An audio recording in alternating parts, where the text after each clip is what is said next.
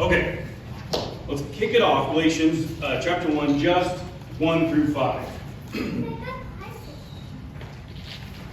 Paul, an apostle, not sent from men, nor through man, but through Jesus Christ and God the Father, who raised him from the dead, and all the brothers who are with me, to the churches of Galatia. Grace to you and peace from God our Father and Lord Jesus Christ, who gave himself for our sins, so that he might rescue us from this present evil age, according to the will of our God and Father, to whom be the glory forever and ever. Amen. Father God, we thank you for giving us this Sunday morning, Lord God, to be given another opportunity and time to just get together with brothers and sisters and share in one faith in our Lord and Savior, Jesus Christ. We thank you for that time. Father, as we dive in this epistle, we're going to kick off a new series, and I just pray that your hand is in every single word that is spoken, Lord God. I pray that this series brings praise and honor and glory to you, that it's you that is heard. Father, but as we dive into this, we pray for your direction. Guide us through this. Reveal your truth and wisdom through the Scriptures. Father, we love you. We thank you for your word. These things we pray in Jesus' name. Amen. So I do know, and I think I might have stated last Sunday, that I did plan to do just a kind of a one-off last Sunday in Galatians chapter 5 on the issue of walking by the Spirit. And I am satisfied with that specific message. However, I was immediately pressed on my heart to not move on from this letter. For a couple months now, I've been trying to decide where do we go, and I want to handle that delicately, and I want to be intentional. You know, I'm not throwing darts at a wall and saying, oh, that seems like a good place to go. I'm in constant prayer as far as, God, where do we need to go next? Maybe we do need specific topics.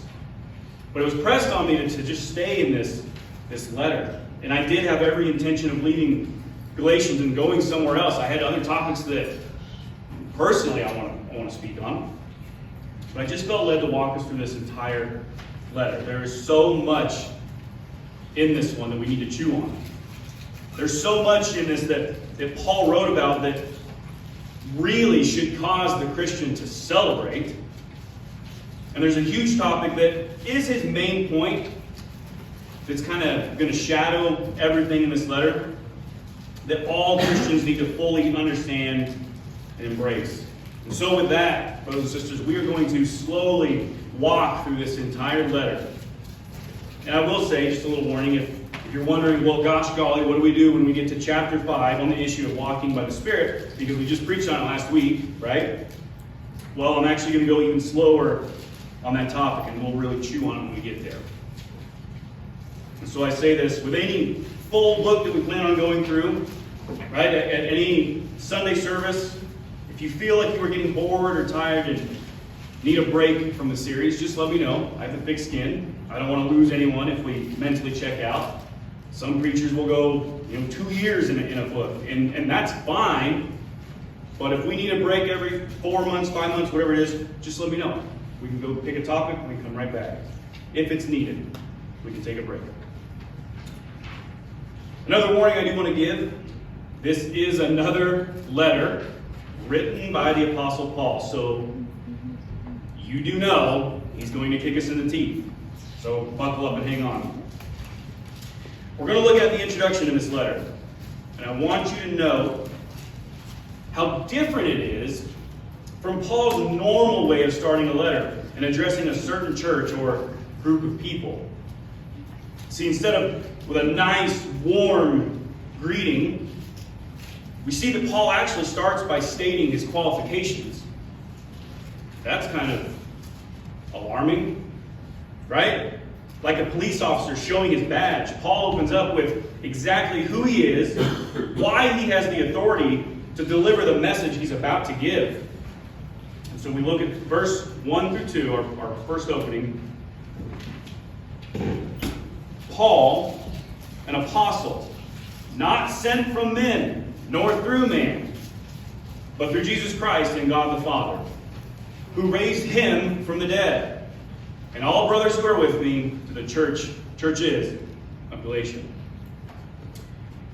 He basically writes, hey, it's me, Paul, an apostle, by the way. You need to know that I am an apostle. He immediately opens his letter up with this. He's immediately stating his authoritative position because he's going to have quite a message to deliver. So you need to listen. By the way, I felt led to make this distinction. We need to understand what an apostle even is.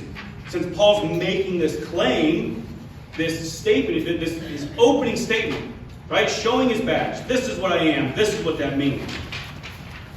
And so to claim to be one, an apostle, means you have to meet certain requirements, brothers and sisters. There's no wiggle room on any of these qualifications. Let's start with the Greek word there for apostle. It is apostolos, and it literally means one who is sent out. And here's the thing, this can mean two different things, or it can be used in two different ways. It can refer to anyone in the broad sense, anyone that is sent out. Or it refers to an apostle, hand-selected and sent out by Jesus Christ himself. And that Greek word apostolos is used throughout the New Testament in both manners, in both ways. And the translators have already done the work for you, so they'll render it in English as apostle when it's referring to an individual personally sent by God. And then they'll also translate it to sent messengers in the English when it refers to anyone in the broad sense who's being sent out, yet not personally by God. So there's those two distinctions. Now, never let me catch you trying to bend that definition, even a little bit, by saying, well, Scripture does call all Christians to go out. And Scripture is God's Word. Therefore, all of us are apostles like Paul. Absolutely not. I want that to be clear this morning. There is a clear and certain distinction. What is that distinction? How do we know? We look at Scripture, brothers and sisters. The true apostles were hand-selected. They were the first messengers of the gospel to the entire world. They were the foundation of the church, with Jesus, of course, being the cornerstone. Here's what Scripture actually says. There's qualifications that makes this person an apostle. It's not just because someone claims to have this office. There's qualifications given by Scripture that makes a person an actual apostle with the apostleship title and authority. First, they are to be a physical witness of the resurrected Jesus Christ. They have to have actually seen him physically after his death. They have to be explicitly chosen by the Holy Spirit. The apostle has authority to write Scripture. That's backed up in Ephesians chapter 3. And here's a very big and obvious one. They are to have the ability to perform signs and wonders. 2 Corinthians 12:12 is absolutely clear about this. The signs of a true apostle were worked out among you with all perseverance, by signs and wonders and miracles. Qualifications. You cannot just claim you are an apostle. So let me make this clear this morning. The office of that kind of apostleship, true apostleship, is done. It came and it accomplished the task it was given. There were never hundreds of apostles running around, brothers and sisters, all those years ago. And there are not hundreds of apostles running around now. In fact, there are no apostles today. They were for a time. They were to build the foundation of the gospel in the church. And thousands of years later, we are sitting on an established and finished foundation. I want that to be understood. The church is built and established. The message, the gospel is established. We are not still working on the foundation, relaying this constantly with new revelation or new apostles. No. And so I know that seems like a kind of a rant. But I say all of this because it matters. It matters that Paul would open up his letter by saying he is an apostle. If just anyone willy-nilly could be an apostle, that badge that he's flashing means nothing. He's saying he is a true apostle. And guess what? He actually goes on to make the distinction that I've just defined for you. He writes, he is an apostle, and the reader could say, well, so what? I'm sent out as well, right? All Christians are called to be sent out. Yes. But Paul goes on to explain who he is directly sent out by. And he also says who he is not sent by. Paul writes, an apostle, not sent from men nor through man. Meaning, I am not here. I am not writing you because some group effort or cause, and no man personally sent me here. Well, then who did? What did? Paul says, not that, but through Jesus Christ and God the Father. Paul says, I am an apostle, a true apostle. I'm not sent by a group of people with this message. No man personally sent me. But I am sent through both the Son and the Father. I come and I write because of God. Then Paul goes on to even qualify that claim. Who is God the Father and Jesus Christ the Son? Paul says, the Father is the one who raised Jesus Christ from literal death. That's who sent me. This is in no way the same, brothers and sisters, as the church being sent out today to spread the message of the gospel. Do you understand that? That this being sent out, what that means? It's not that. He is a true apostle, sent by God personally. Paul's apostleship meant that he was personally sent with a specific message. And you could read this introduction and think, well, okay, I know that. We all know that. So isn't Paul being a jerk by repeating obvious things? That's what he's opening the letter with? Right? We get you're an apostle, Paul. We get that you're sent directly by God. And we get that God the Father raised God the Son from literal physical death. Right? Don't write to us in such a condescending manner. We know these things. But Paul's not writing in that tone. You see, and we'll find this out as we read on. He has the need to refresh some basic Christian doctrines, because we'll see when we get into it over the next weeks. That's the reason he's writing to begin with. And I don't want to jump ahead, but we will see as we work our way through this letter that the main points Paul's writing about are just that. They're doctrines that are what I would call day one doctrines that the Christian should accept and immediately follow. And yet this group that he's writing to, we'll see, have abandoned these day one easy truths. And so no, Paul's not writing in a way as to make the churches of Galatia feel dumb or unworthy. But truly, he's being genuine, and he's giving a refresher of some basic, important truths. He's reminding them again who he is, his position and title that he holds, which is an actual apostle, literally sent by God. And after that, he states that he's not alone in this letter that he's about to deliver. Look at our second verse 2. And all the brothers who are with me, to the churches of Galatia.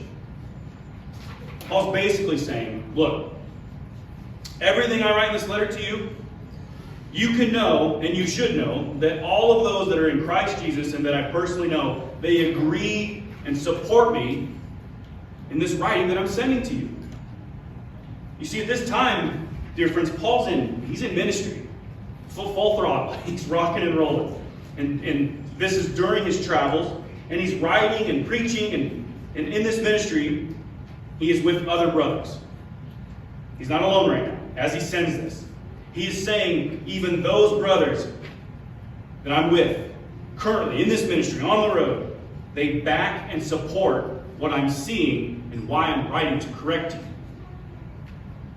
And so I love that the Apostle Paul, he opens by stating his authority, flashing that police officer badge, right? Who he is, who he's not sent by, who he is sent by, then says, just so you know, all the Christians that I'm on the road with right now, that are with me, they very much support this letter that I feel led to send to you, the churches of Galatia. Basically, that means, know this. Paul is not sending this out of hostility or ill will, but rather what he's doing is totally approved, sent by God himself, and he has the support of the other Christians who know he's writing this. Brothers and sisters, that doesn't speak hostility or a condescending tone. That speaks, if we're being honest, love. That's concern. That's genuine worry for someone's soul. And so they're writing this. And he wants you to know, hey, it's not just me flying off the handle. The brothers I'm with support me in this. So now we move on to our next few verses. And again, we are going to see some things that Paul genuinely feels the need to give a refresher course on. Verse 3 through 5, our last few.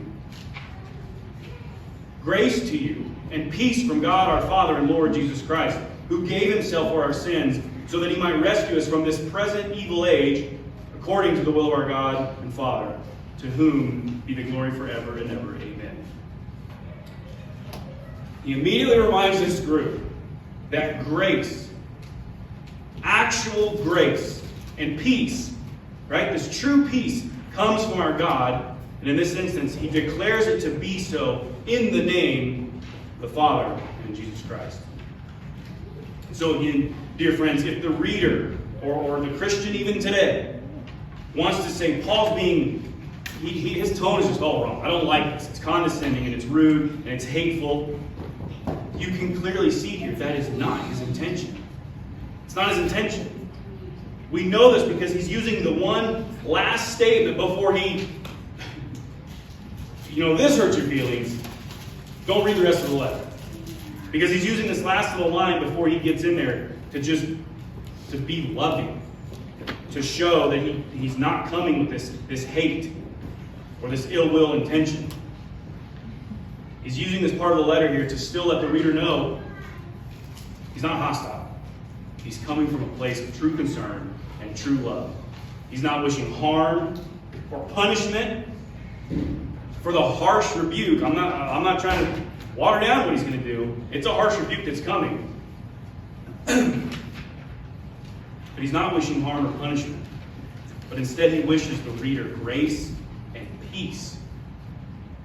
Right? It's genuine.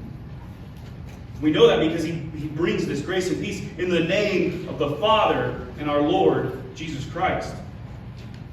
And then, in Paul fashion, he goes on to remind who these two are, referring to the Father and the Son. Again, I get it. It's easy to read this and think he's just making fun of the reader. He's not trying to make the reader feel dumb. He honestly is wanting them to remember very basic, essential doctrines of the Christian faith. And so he reminds them of God the Father and our Lord Jesus Christ. He says, grace and peace from Father and Jesus. Jesus, who gave himself for our sins so that he might rescue us from this present evil age. When Jesus Christ died for us, brothers and sisters, typically we tend to understand salvation as he died for one thing. Right? And that's the big thing. But really, when we read Scripture cover to cover, we find out Jesus Christ died for a lot of things. Yes, he gave himself for our sins. Praise God for that. But he also died so that we don't have to die. He rose so that we may have eternal life. He also did all this so that he can rescue us from this present evil age. Cling to that one, brothers and sisters. Cling to that one. This present evil age, by the way, let's not misapply that. Because it's easy to pull that verse out of context and go, Jesus Christ died to rescue me from 2024. Well, I hate to tell you, I'm in 2024, and I'm not impressed with the world. So I'm still here, and Paul talks about that. He can't pull us out of here yet. So what does he mean he rescued us from this present evil age? Well, it gets interesting when we look at the original language here. Paul chose a word that the Jews would have absolutely understood. It is the word aion. And it specifically refers to the time period before the coming Messiah. It refers to that age that Jesus Christ had not yet come. Well, guess what? When Paul was writing this letter, did that time cease? Did Jesus Christ come yet? Had the Messiah come? And if he did he accomplish what he came to do in the name of the Father? Did he leave because his work was absolutely finished? If you are in Jesus Christ and alive and read your Bible, you know the answer is yes to all of those. And if that is the case, not if, it is, then that age is done with. That age of waiting for the coming Messiah, for his first arrival, that's done. That time passed. Jesus Christ, our Messiah, our Lord and Savior, did come. And why would Paul use that word to refer to that specific time period? Because, brothers and sisters, as we move forward in this letter, we are going to see that is why Paul is writing. This group, or these churches rather, in Galatia, we're not only being told to go back to the ways of that time period that he just referred to, but that they are actually starting to do that. They are actually starting to actively go back to that period. They were going back to the ways of before Jesus came. Think about that. Can you imagine the nerve to spit on the arrival and finished work of our Lord and Savior in that manner? Jesus came, and he died. He died for many things, and one of those things was to save mankind from that period of before he was here. And all of that, of course, was the will of our Heavenly Father. Amen? This wasn't God upstairs fumbling around coming up with plan B. This was determined. This was planned.